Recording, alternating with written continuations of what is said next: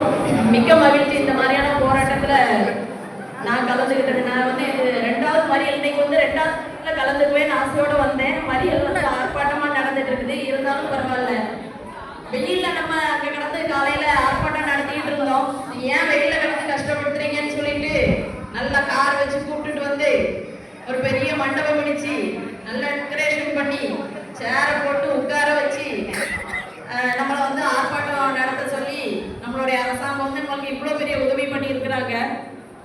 நீங்க எவ்வளவு பெரிய மண்டபம் பிடிச்சு எங்களை உட்கார வச்சு ஆர்ப்பாட்டம் பண்ண வச்சாலும் எங்களுடைய ஒற்றை கோரிக்கை, நீங்க செய்யறோம் சொன்னதை மட்டும் செஞ்சா போதும், நீங்க தரோம் சொன்னதை மட்டும் தந்தா போதும். அதை மட்டும்தான் நாங்க கேட்கிறோம். அந்த பாடல் வரியில ஒருத்தர் பாடியிருப்பாரு, புதிதாய் ஒன்றும் கேட்கவில்லை, இருந்ததைத்தான் நாங்கள் கேட்கின்றோம். அதனால நாங்க ஏற்கனவே கஷ்டப்பட்டு, அதாவது எங்களுடைய முன்னோர்கள் வந்து கஷ்டப்பட்டு போராடி எங்களுக்காக பெற்றுக் கொடுத்த அந்த உரிமைகளை நீங்க பிடிக்கிட்டு எங்களை கசக்கிட்டு இருக்கிறீங்க. ஏற்கனவே எங்ககிட்ட இருந்து பிடிங்கினதை மட்டும் கொடுங்க, அது போதும். இந்த சரண்டர் விடுப்பு வந்து நமக்கு தராம காலவரையின்றி அதை வந்து நிறுத்தி வச்சுட்டாங்க. சரி, காலவரையின்றி நிறுத்தி அப்படின்னு சொன்னா கூட நம்ம கொரோனா முடிஞ்சு இவ்வளவு காலங்கள் ஆயிட்டு எப்படியும் இந்த வருஷம் தந்துருவாங்க, அடுத்த வருஷம் தந்துருவாங்க அப்படின்னு நம்ம பார்த்துக்கிட்டு இருந்தோம். இது வரைக்கும் தரல. அதாவது கஷ்டப்பட்டு நம்ம வந்து விடுப்பே எடுக்காம வேலை செய்யறோம். ஆனா அவங்களுக்கு வந்து விடுப்பு ஒப்படைப்பு ஊதியம் கிடையாது. சரி, கஷ்டப்பட்டு விடுப்பு எடுக்காம வேலை செய்யறோம். உடல்ல பல்வேறு வியாதிகள் வந்து சீக்கிரமா செத்து போறோம்.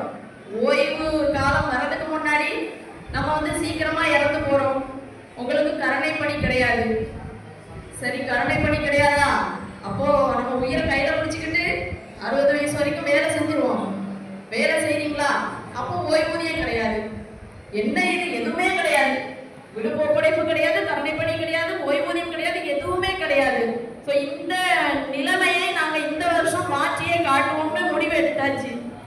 இந்த 4 வாரத்துல நம்மளுக்கு வரப்போற பட்ஜெட் அறிவிப்புல கண்டிப்பாக நமக்கு ஒரு அவங்க நல்ல ஓய்வூதியமோ இல்ல இந்த ஓய்வூதியம், சரி ஓய்வூதியம் அவங்க கண்டிப்பா நம்மளுக்கு அறிவிப்பு தந்தே தீரணும்.